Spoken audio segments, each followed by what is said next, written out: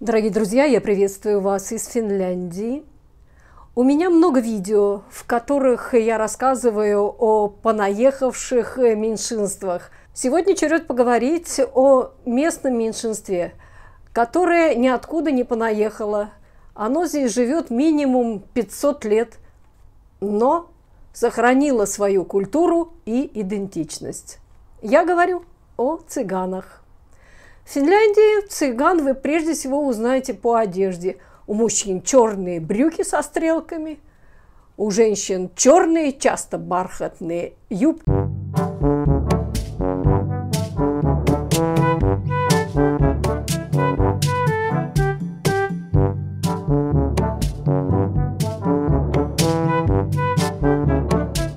Цыгане. Их в Финляндии насчитывается около 10 тысяч человек, и считается, что они подвергаются дискриминации. Точных данных нет, но предполагается, что 3–4% цыган имеют высшее или неполное высшее образование, тогда как среди коренного населения высшее образование или незаконченное высшее имеют порядка 40% населения. Эти цифры показывают социокультурную разницу между коренным населением и цыганским меньшинством. В последнее время цыгане опять в заголовках газет и опять в дурном свете. В апреле этого года 30-летний цыган убил свою бывшую гражданскую жену. Он нанес 22-летней жертве несколько ударов ножом, и Жасмин, так звали жертву, скончалась на месте.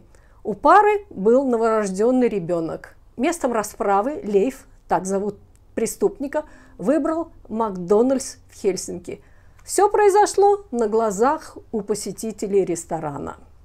По словам очевидцев, цыганская пара долгое время спокойно разговаривала в ресторане. Затем мужчина внезапно начал наносить удары ножом сидевшей рядом женщине. Никакой словесной перепалки происшествию не предшествовало.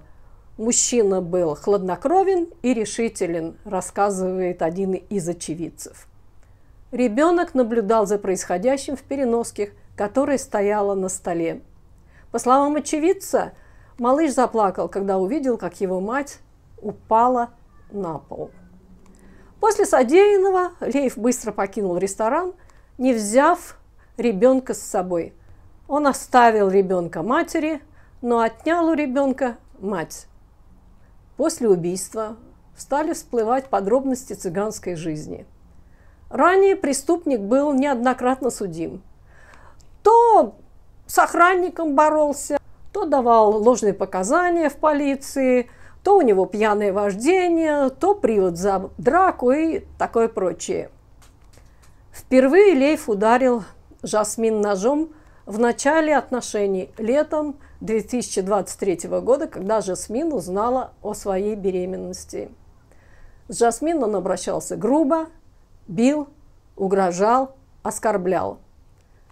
Она спряталась от него в приюте, но пришла навстречу, когда он попросил встретиться с ребенком. По мнению Лейфа и его близких, все произошло потому, что Жасмин болтала лишнего. Они обвиняли женщину в клевете на их семью в социальных сетях. Утром в день убийства Лейф позвонил отцу Жасмин и призвал его к ответственности за неуместные слова дочери. Лейф дал понять, что изобьет Жасмин при встрече. Потом позвонил родственник Лейфа и велел вырвать язык у дочери. Отец Жасмин отказался вырвать дочери язык или причинить ей какой-либо другой вред, сославшись на веру. Родственник Лейфа спросил, есть ли кто-нибудь со стороны матери Жасмин, кто мог бы заняться этим делом, то есть избить Жасмин. Отец дал контакты. Когда полицейский спросил, почему он не попытался предотвратить ужасную месть Лейфа, мужчина ответил, потому что Жасмин поступил неправильно, обидев семью человека. И я не думал, что она пойдет навстречу с Лейфом. Я думал, что она будет скрываться. Душераздирающая трагедия повторилась в Тампере на прошлой неделе, когда цыган застрелил 35-летнюю цыганку. Потерпевшая состояла в отношениях с преступником и была глубоко беременна. Женщина была застрелена на глазах своего 4-летнего ребенка. К счастью, малыш не пострадал в результате стрельбы. В биографии преступника длинный список насильственных преступлений. Женщина жила в приюте в Тампере, потому что она боялась своего супруга. Стрелок дважды получал запретительный приказ в отношении своей предыдущей гражданской жены. Эти два случая убийств заставляют задуматься о положении цыганских женщин. Газета взяла интервью у молодой цыганки, и она рассказала, что насилие у цыган зачастую связано с их взглядами на честь. У цыган все дело в чести, утверждает она. И говорит, что когда цыган убивает женщину, это всегда убийство чести. Вопрос о положении цыганских женщин уместен в свете последних событий, но в цыганской культуре не принято обсуждать семейные дела с посторонними. Рассказ может нанести ущерб чести семьи, что в свою очередь может иметь далеко идущие последствия.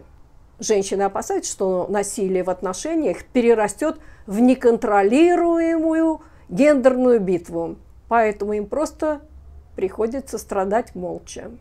По той же причине цыганки реже, чем население в целом, обращаются за помощью в полицию в случаях семейного насилия.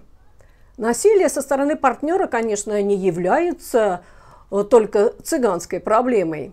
Известно, что Финляндия – это одна из самых опасных стран Европы для женщины. Особенно опасно женщине находиться дома. Во время праздников и отпусков в Финляндии растет домашнее насилие. Чаще всего оно сопровождается обильными алкогольными возлияниями. Возможно, с обеих сторон. В прошлом году 74% женщин-жертв были убиты своими нынешними или бывшими супругами. Преступники часто уже имели криминальное прошлое. Некоторые преступники применяли насилие к своим жертвам и прежде. Многие жертвы признавались кому-либо, что боятся. Жертвы редко имели запретительный приказ против преступника, и лишь небольшое количество жертв находилось в приюте. Насилие, с которым сталкиваются женщины, не показывает никаких признаков уменьшения. Поэтому при угрозе насилия звоните по общему номеру экстренной службы 112. Но я надеюсь все-таки, что никому из моих зрителей и зрительниц этот номер не понадобится.